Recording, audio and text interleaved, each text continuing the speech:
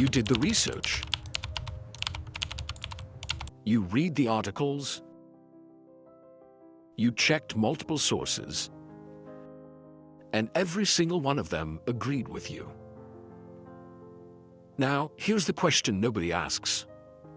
What if that's not research? What if that's just your brain looking in a mirror? Right now, somewhere in the world, a person is scrolling through their newsfeed, convinced they're staying informed. Every article they read confirms what they already think. Every comment they agree with feels like proof. They've never once considered maybe the feed is just showing them themselves. Somewhere else, a couple is mid-argument. One of them pulls out a fact. The other digs in harder. More facts, more certainty. The more evidence that comes in, the more convinced both of them become, not less. And somewhere in a boardroom, a founder is pitching a product to the 3 customers who love it, while quietly avoiding the 30 who don't. She calls it market research. Her brain calls it survival. 3 people, 3 completely different situations. One psychological brain hack running all of them, quietly, invisibly, and flawlessly. It's called confirmation bias. And here's what makes it different from every other bias we've covered. It doesn't make you feel wrong. It makes you feel certain.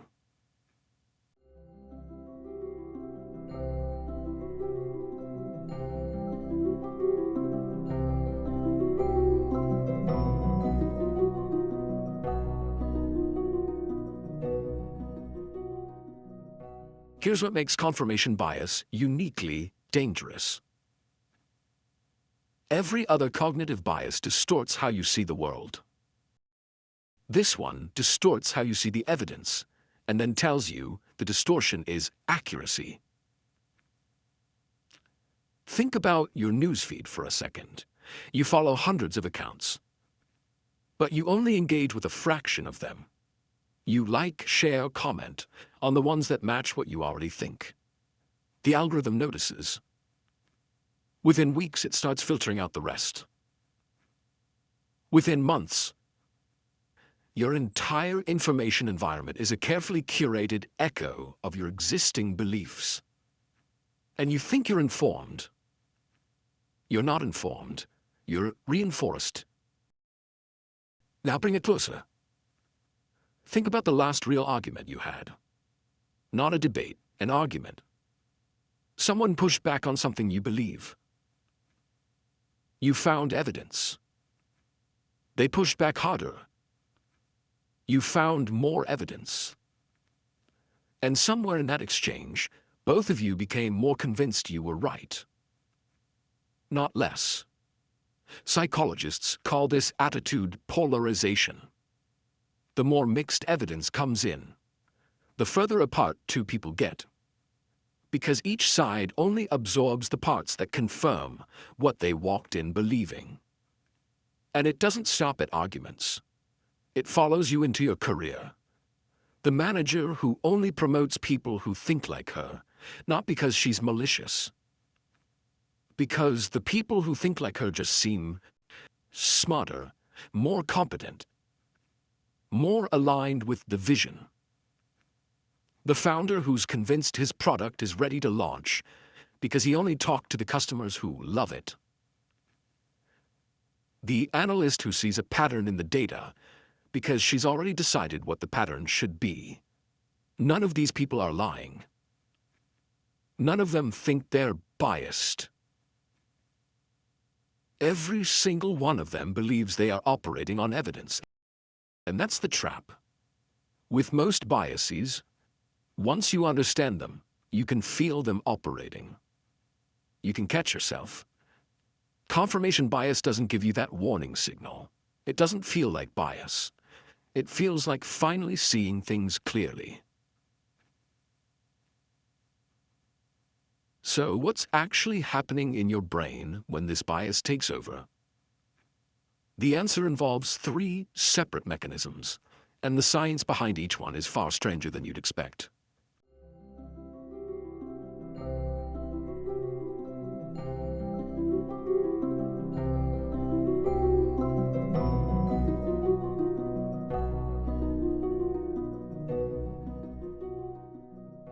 In 1960, a psychologist at Cambridge University set up one of the simplest experiments in the history of cognitive science. His name was Peter Wason, and what he found changed how we understand human reasoning forever. Wason gave participants 4 cards. Each card had a number on one side and a letter on the other. The rule was simple. If a card has a vowel on one side, it must have an even number on the other. The question: which cards do you need to flip to check if the rule is true? More than 90% of people flipped the wrong cards. They chose the cards that would confirm the rule, not the cards that could break it. Even when the logically correct answer was explained to them, most people still couldn't see it. Wason called this the congruence heuristic. Your brain defaults to asking, could this be true? Instead of the more powerful question, what would prove this wrong? This is the first mechanism, and it operates before emotion even enters the picture, on problems with no personal stakes, no politics, no feelings, just pure cold logic. And your brain still gets it wrong. Now add emotion. In 1979, a team at Stanford University ran an experiment that has since been cited over 5,000 times. Charles Lord, Lee Ross, and Mark Lepper recruited 151 students, half of whom supported capital punishment, half of whom opposed it. They gave both groups the exact same 2 studies on whether capital punishment deters crime. One study supported deterrence, one study didn't. Here's what happened. Both groups rated the study that supported their view as more rigorous, more credible, better designed. Both groups rated the study that challenged their view as flawed, poorly constructed, not convincing. Same paper, same data. Completely opposite evaluations, based entirely on whether the conclusion matched what they already believed. But here's what stopped everyone cold. After reading both studies, mixed evidence, both sides represented, both groups didn't become less certain. They became more certain. The pro-capital punishment group left more convinced that capital punishment works. The anti-capital punishment group left more convinced that it doesn't. Presenting balanced evidence to 2 opposing sides made them further apart, not closer together. Lord and his team called this biased assimilation. Your brain doesn't evaluate evidence neutrally. It evaluates the methodology of a study based on its conclusion, not the other way around. Which brings us to the deepest mechanism of all. In 2016, Jonas Kaplan and his team at the University of Southern California published a neuroimaging study in Scientific Reports, a Nature journal. They put 40 politically engaged people inside an fMRI machine and challenged their core beliefs with carefully constructed counterarguments. What they found in the brain scans was not what anyone expected. When a deeply held belief was challenged, the brain didn't activate the reasoning centers. It activated default mode network, the region associated with self-representation, with identity, with who you believe you are. The amygdala fired, the insular cortex lit up, the same regions that activate when you face physical threat. Kaplan said it directly. To consider an alternative view, you would have to consider an alternative version of yourself. This is why facts don't change minds. This is why more data makes people dig in harder, This is why the smartest, most educated people are often the most resistant to updating their beliefs, because intelligence doesn't protect you from confirmation bias. It just gives you better tools to defend what you already think. 3 mechanisms: a cognitive default that seeks confirmation before disconfirmation, an evaluation system that judges evidence by its conclusion, and a threat response that treats challenge to belief the same way it treats danger to your body. Each one has a scientific countermeasure. Here's exactly how to use them.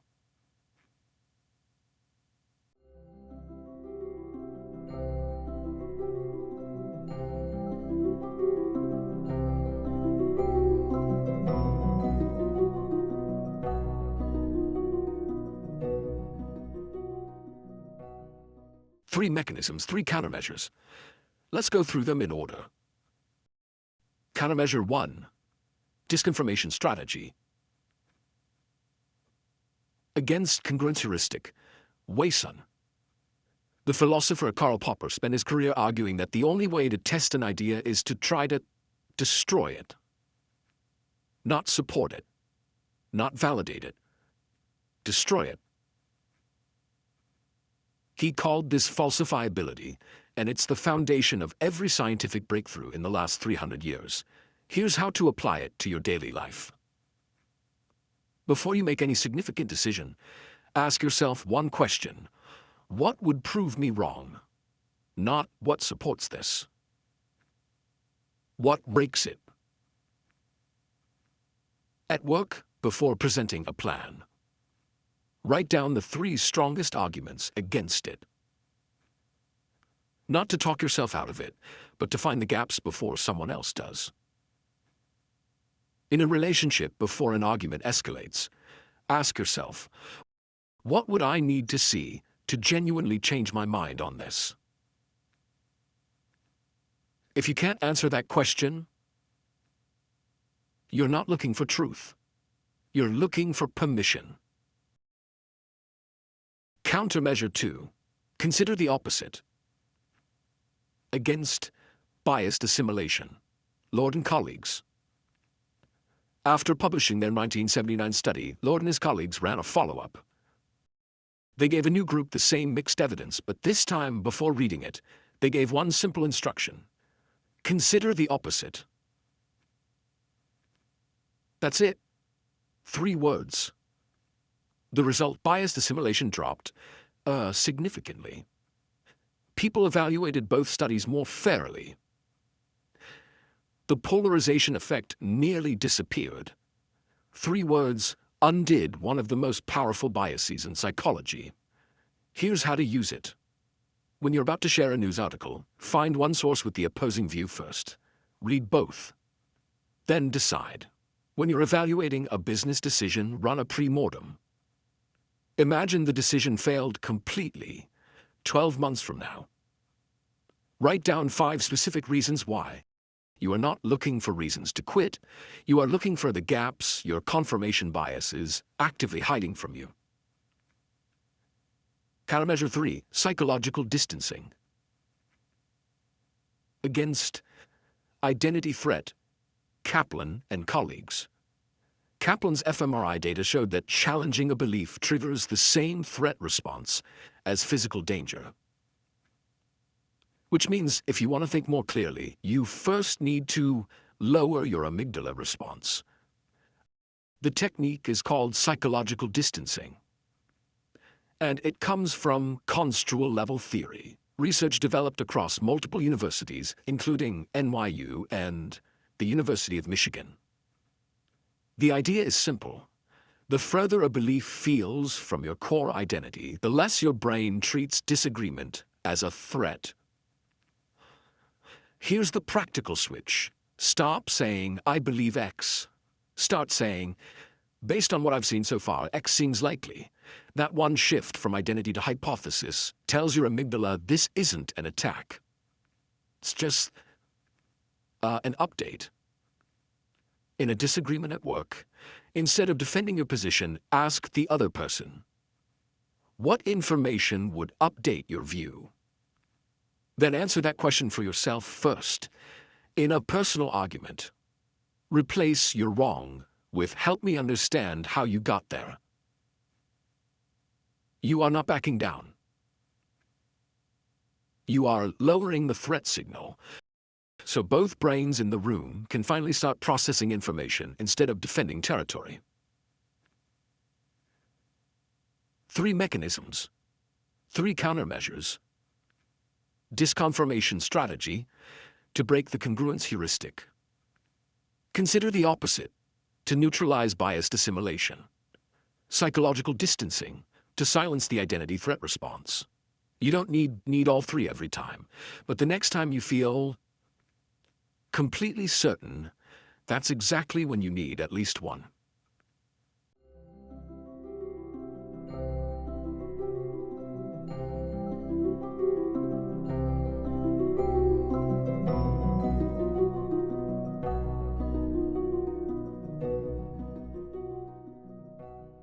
Here's the reframe that changes everything. Being wrong isn't the problem. Staying wrong while believing you're right, that's the problem. The goal was never to be certain. The goal is to be less wrong over time. And the only path to that is the one your brain will always resist. Actively looking for the evidence that threatens what you already believe.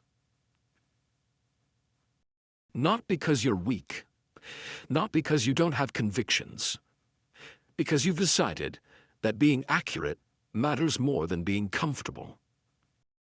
That's not doubt. That's the highest form of intellectual courage a human brain is capable of. I want to ask you something. Think of one belief you hold strongly about your work, your relationships, your politics, your sense of self. Have you ever genuinely tried to prove it wrong? Not argue against it in your head.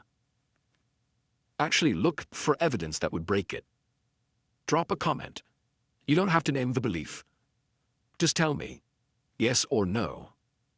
Have you ever tried to prove yourself wrong? If this video changed something for you, subscribe.